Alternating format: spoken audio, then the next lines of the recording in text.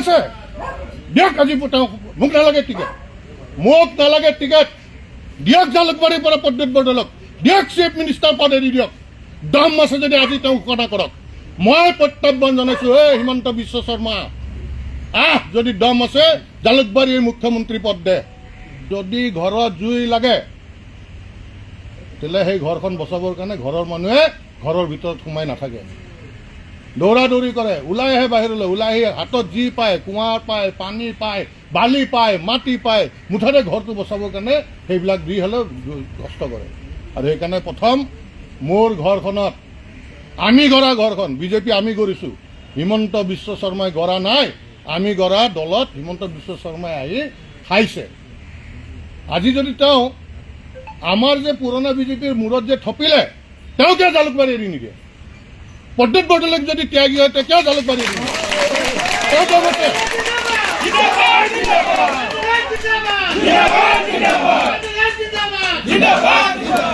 দম আছে দিয়ক আজি মোক নালাগে টিকেট দিয়ক জালুকবাৰীৰ পৰা প্ৰদ্যুৎ বৰদলৈক দিয়ক চিফ মিনিষ্টাৰ পদ এৰি দিয়ক দম আছে যদি আজি তেওঁ ঘোষণা কৰক মই প্ৰত্যাহ্বান জনাইছো হিমন্ত বিশ্ব শৰ্মা যদি দম আছে জালুকবাৰীৰ মুখ্যমন্ত্ৰী পদ দে ৰাজনৈতিক হেৰি চলাইছে গৰু চিণ্ডিকেটটো চলাইছেই কয়লা চিণ্ডিকেট চলাইছে চব বালিৰ চিণ্ডিকেটৰ পৰা পলিটিকেল চিণ্ডিকেট চলাইছে এজিবিৰ কেইটামান ভণ্ড জাতীয়তাবাদীক লগত লৈ এটা ভণ্ড জাতীয়তাবাদীক লগত লৈ আজি তেওঁলোকে চলাইছে মোৰ দুখ লাগিছে আজি মোৰ মনত পৰিছে 1999 চন একদম সফল ডেকা ল'ৰা আজি এই নৰেন্দ্ৰ মোদী ডাঙৰীয়াক যেতিয়া আমাৰ অফিচৰ পৰা এখন পুৰণা চমু গাড়ী দিছিল শ্বিলং যাব লাগে আৰু তেতিয়া তেওঁ কৈছিল এই গাড়ীখন ইমান বেয়া মোৰ অলপ গাটো বেয়া হৈ আছে তেতিয়া মই মোৰ নতুন এখন মাৰুতি এষ্টিম আছিল মাৰুতি এষ্টিমত তেওঁক লৈ গৈছিলোঁ গোটেই ৰাতি তেওঁৰ লগত আছোঁ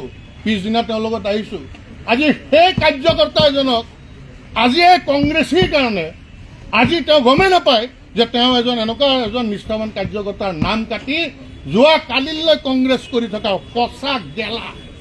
পচা গেলা আজি সেই যিসকলক আজি আনি তেওঁ টিকেট দিছে এই কথাটো অন্তত যদি নৰেন্দ্ৰ মোদীয়ে গম পায় এবাৰ হ'লেও তেওঁ দুখ কৰিব যে মই এনেকুৱা এজন কাৰ্যকৰ্তাৰ টিকেট কাটিলোঁ যি 35 বছৰে নিজৰ ঘৰখনৰ পৰা মুখৰ পৰা কাঢ়ি জীৱন যৌৱন আজি সেই দলটোক দিলে আমাৰ দলটোক দিলে সেইকাৰণে বন্ধুসকল যে স্পষ্ট কথা মই ঘৰৰ পৰা নিজৰ ঘৰখন বচাবৰ কাৰণে মই এটা নতুন ৰাজনৈতিক দল খুলিম শদিয়াৰ পৰা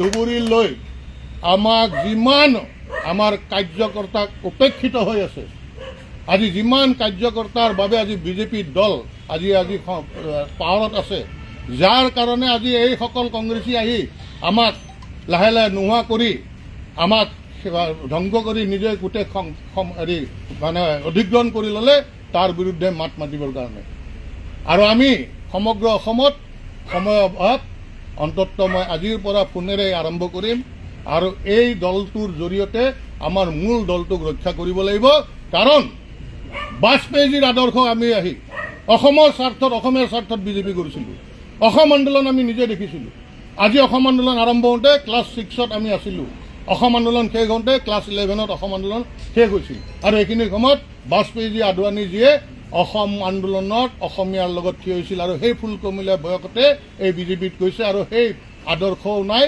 আজি সেই বিজেপিও নাই আজি সেইকাৰণে স্পষ্টভাৱে আমি দল খুলিম আৰু এই প্ৰত্যাহ্বান হিমন্ত বিশ্ব শৰ্মা ডাঙৰীয়া স্পষ্টভাৱে শুনক 2006 চনত আপোনাৰ বিৰুদ্ধে আপোনাৰ জাগাত গৈ 6000 ভোট পাইছিলোঁ আপোনাৰ যদি দম আছে প্ৰদ্যুৎ বৰদলৈক দিছপুৰৰ পৰা জিকাই দেখাওক আপোনাৰ এই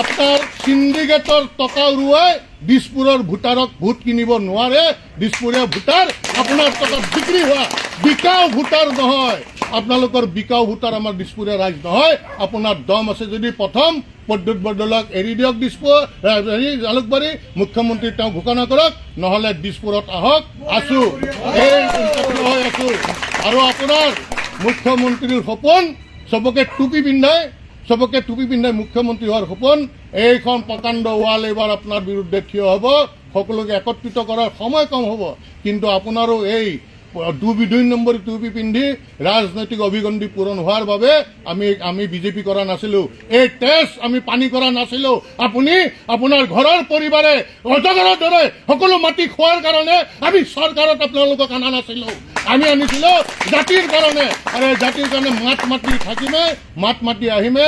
প্ৰথম চৰ্ত হ'ব আমাৰ দলৰ স্পষ্টভাৱে কোনো কংগ্ৰেছে কোনো মন্ত্ৰীসভাত ৰাখিবই নোৱাৰিব, তেতিয়াহে আমি সমৰ্থন কৰিম। বিজেপি হৈ জন্ম, বিজেপি আমি বিজেপি হৈ মৰিম, যদিও পদত্যাগ কৰিম সেইটো আনুষ্ঠানিকতাহে, অন্তৰৰ পৰা বিজেপি পদত্যাগ নকৰোঁ। কোনো কংগ্ৰেছীক আহিয়েই কোনো বিষয়ভাৱ দিব নোৱাৰিব, কোনো বিষয়ভাৱ দিব নোৱাৰিব। আমাৰ পুৰণি বিজেপিৰ কাৰ্যকৰ্তাৰ স্বাৰ্থত এই কামখিনি কৰিম, দলৰ কাৰণে, ৰাইজৰ কাৰণে আমি দল কৰি যাম। আৰু অটল বিহাৰী বাজপেয়ীদেৱৰ যি আদৰ্শ, অসম আৰু অসমীয়া আগত, আৰু এই অসম আৰু অসমীয়াৰ কাৰণে, প্ৰতিটো জাতি খিলঞ্জীয়া জাতি জনগোষ্ঠীৰ কাৰণে জাতীয়তাবাদৰ মূল ভেটি হিচাপে লৈ, মূল ভেটি জাতীয়তাবাদৰ মূল ভেটি হিচাপে ৰাষ্ট্ৰ নিৰ্মাণৰ কাম কৰিব এই দলটোৱে। আৰু এই দলটো নিৰ্মাণত যিমান দিন লাগে লাগক নালাগক, এই দল এটা অৱধাৰিত এটা লক্ষ্য হ'ব, আৰু কোনো কংগ্ৰেছীক এনেকুৱা ধৰণৰ অপসাৰণ কৰিব দিয়া নহ'ব। কাৰণ এওঁলোক কোন জাতৰ জানে? কিন্নৰৰ কাৰণে যদিও ৰিজাৰ্ভেশ্যন দিলেহেঁতেন, এওঁলোকে কিন্নৰ হৈ লৈ হ'লেও সেই ৰিজাৰ্ভেশ্যনত খেলা মানুহ, কিন্নৰ হৈ ৰিজাৰ্ভেশ্যনত খেলিলেহেঁতেন। এনেকুৱা নিকৃষ্ট মানুহ যোৱাকালিলৈ আমাৰ বিজেপিক গালি পাৰি আছে। যোৱা 30-35 বছৰ সেই কংগ্ৰেছে তেওঁলোকক কি দিয়া নাছিল, কি পদ দিয়া নাছিল।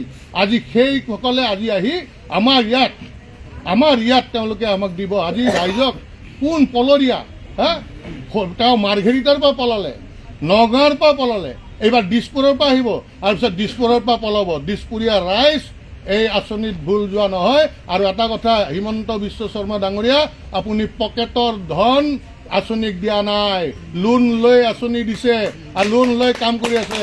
অসমৰ ৰাইজক ধাৰুৱা বনাই আছে, ধাৰুৱা। এনেকুৱা এটা বিপদত লৈ গৈ আছে যে এটা সময়ত আমাৰ ডেকা ল'ৰাবিলাকে অসমত উশাহ ল'ব নোৱাৰিব, আপুনি যি ৰাজনীতি, লেতেৰা ৰাজনীতি কৰিছে। আৰু সেইকাৰণে আজি সেই ভণ্ড জাতীয়তাবাদৰ বিৰুদ্ধে আমি গুজৰি উঠিছোঁ, আৰু এই গুজৰণি শদিয়াৰ পৰা ধুবুৰীলৈ আপোনালোকে উপলব্ধি কৰিব। আপোনালোকৰ এই যে মানুহক টুপি পিন্ধাই আপোনালোকে যি ভাবিছে সেই আপোনালোকক কৰিব দিয়া নহ'ব। নতুন দলৰ নাম কি হ'ব, কিবা চিন্তা কৰিছে? নিশ্চয় আপোনালোকে ইমান কম সময় যাতে কোনো একো কৰিব নোৱাৰে, সুন্দৰকৈ বৈতৰণি পাৰ হ'ব পাৰোঁ, তাৰে মানে ৰাজনীতি কৰি আছে। আমিও সেইকাৰণে মই কৈছোঁ নহয় প্ৰথমে যে মোৰ সম্পূৰ্ণ আমি একদম ৰেডি।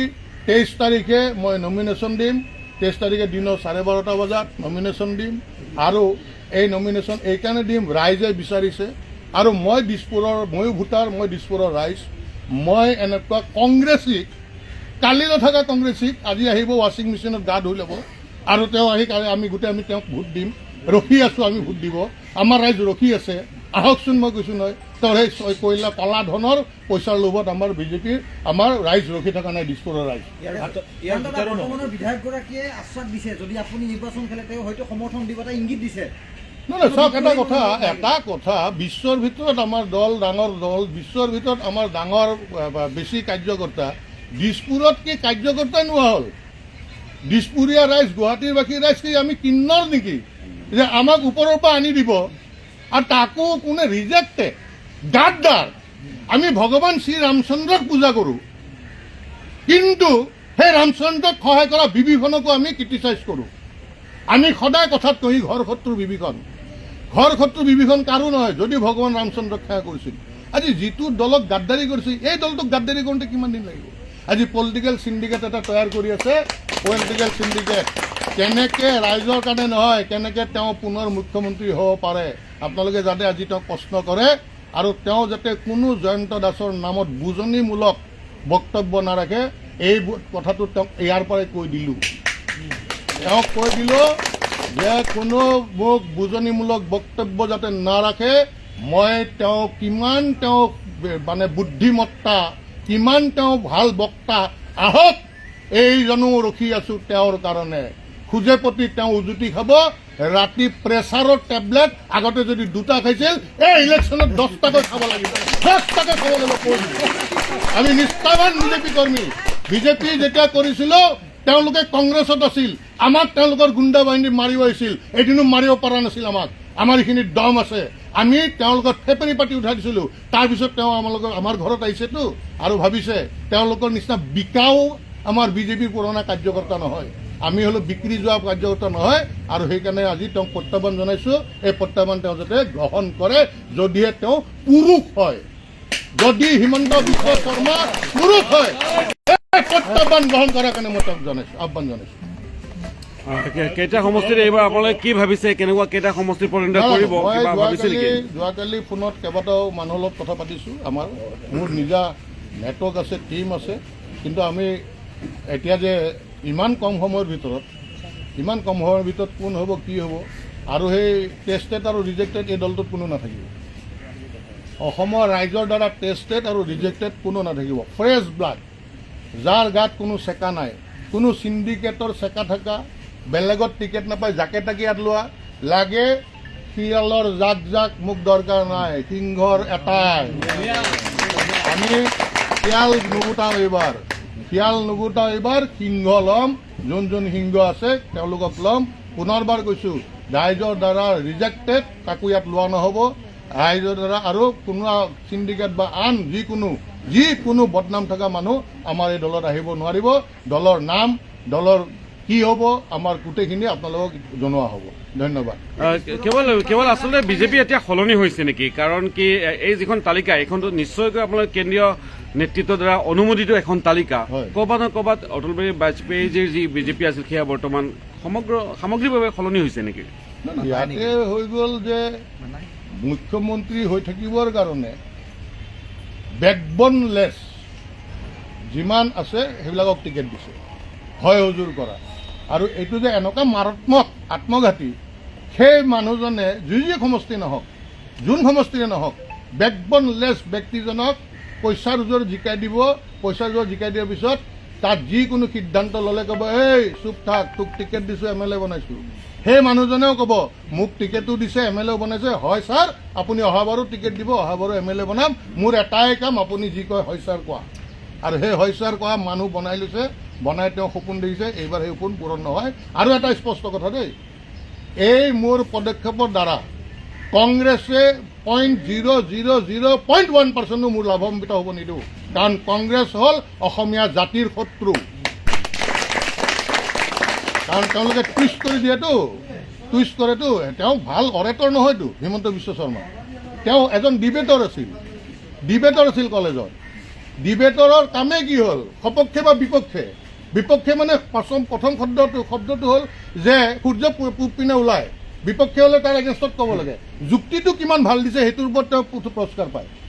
তেওঁ সৰুৰ পৰাই তেওঁৰ অভিজ্ঞতা আছে মিছাক সঁচাকৈ মানুহৰ মাজত প্ৰচাৰ কৰা। আৰু সেইকাৰণে আজি কৈ দিছোঁ পুনৰবাৰ, আমাৰ এই পদক্ষেপৰ দ্বাৰা কেৱল বিজেপিয়ে লাভান্বিত হ'ব, কিন্তু আৰু সেই কংগ্ৰেছীসকল হেৰি হৈ থাকক দেই। আমাৰ ফালৰ পৰা সেই যিসকল কংগ্ৰেছী মুঠ খলাই, যিসকল দৰকাৰ হ'লে কিন্নৰ হ'বলৈ হেৰি মানে তেওঁলোকে চিন্তা নকৰে, সেইসকল কিন্তু সজাগ হওক। আমি বিজেপিক ক্ষতি নকৰোঁ, বিজেপিক আগুৱাই দিম।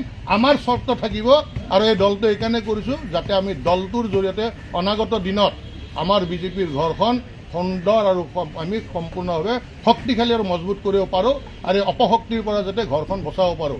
এই জুই হ'ল ঘপকৈ লগা জুইকুৰা অপশক্তি হয়। ঘৰ এখনত যদি ঘপকৈ একুৰা জুই লাগি যায়, সেই জুইকুৰা নুমাবৰ কাৰণে সকলোৱে দৌৰা দৌৰি কৰে, সেই জুই নুমাবৰ কাৰণে পদক্ষেপ লৈছোঁ।